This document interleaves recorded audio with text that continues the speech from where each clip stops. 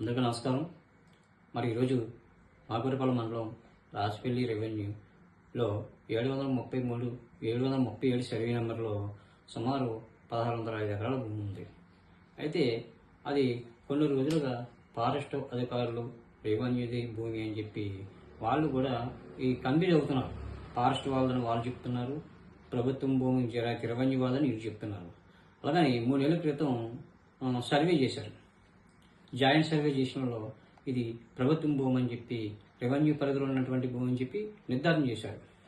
అయితే ఈ భూమి మన రైతులు 409 ఎకరాల భూమి మన కంపెనీ నిమిత్తంగా తీసుకున్నారు రైతుల దగ్గర, చీటీ మామిడి వేసుకున్నట్టు తోటలో.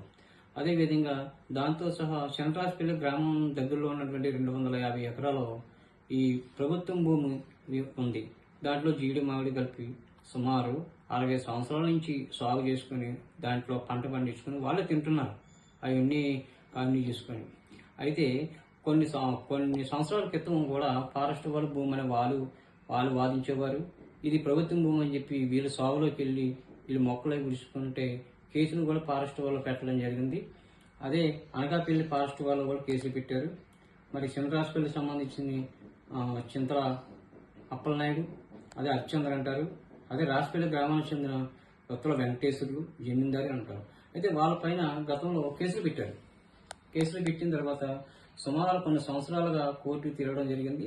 దాంట్లో ఫారెస్ట్ వాళ్ళు మా భూమి అని చెప్పి ఫారెస్ట్ వాళ్ళు ఎవరైతే కేసులు పెట్టారో అది నిర్ధారణ చేయలేకపోయారు. ఇప్పుడు కాలైన వల్ల కోర్టు కొడేసింది. వాళ్ళు మళ్ళీ ఫారెస్ట్ భూమి కాదని చెప్పడంతో వీళ్ళు కొన్ని సంవత్సరాలుగా మళ్ళీ వాళ్ళు దాంట్లో సాగు చేసుకుని పిక్కలు వేరుకొని మామిడి నీళ్ళు చేసుకుని జీవనోపాధి చేస్తున్నారు. అయితే ఇప్పుడు లేటెస్ట్గా ఇప్పుడు వీళ్ళు వచ్చారు, ఎవరు మన ఫారెస్ట్ వాళ్ళు వచ్చి వేలం వేశారు. వేలం వేసి 250 ఎకరాలు వేలం వేస్తున్నాం, ఇది ఫారెస్ట్ అని చెప్పి కూడా మళ్ళీ వాళ్ళు కావాలని ఇప్పుడు వీళ్ళు అధికారులు ఈ ప్రజలు ఇబ్బంది పెడుతున్నారు. అది ఇప్పుడు వేలం వేసేటప్పుడు రెవెన్యూ వాళ్ళు కూడా ఇది ప్రభుత్వం భూమి కాదా, మా రెవెన్యూ పరిధిలో ఉన్నటువంటి దీన్ని మీరు వేలం ఎందుకు వేస్తారని కూడా వాళ్ళు క్వశ్చన్ చేయలేదు. అదేవిధంగా కూటమి ప్రభుత్వ నాయకులు కూడా వాళ్ళు నోరెప్పట్లేదు.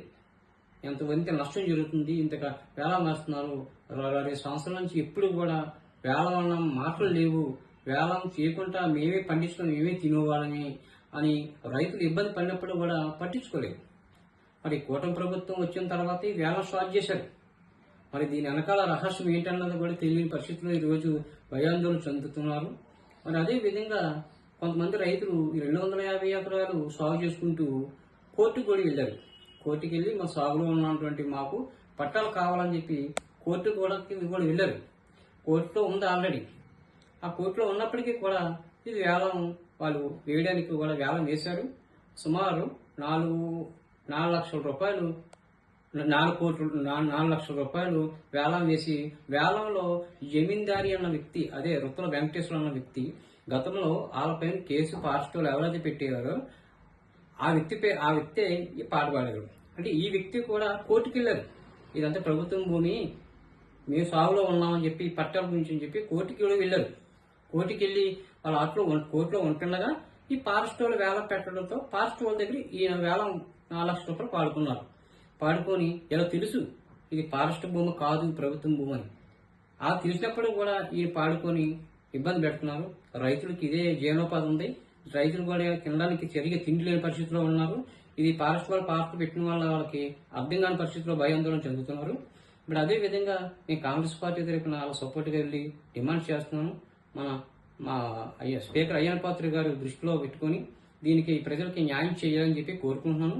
అదే విధంగా ఇక్కడ జరుగుతున్నటువంటి లావాదేవీ ఏటనేది కూడా పూర్తిగా నిర్ధారణ చేసి ఇది ఫారెస్ట్ వాళ్ళు కాదనేటప్పుడు కూడా ఫారెస్ట్ వాళ్ళు వేలం వేయడం ఏంటి, దీని వెనకాల రహస్యం ఏంటి అన్నది కూడా వాళ్ళకి ప్రజలకి దృష్టిలో పెట్టుకుని ప్రజలకు న్యాయం చేయాలని చెప్పి నేను ఇవాళ అయ్యన్న పాత్ర గారిని కోరుకుంటున్నాను.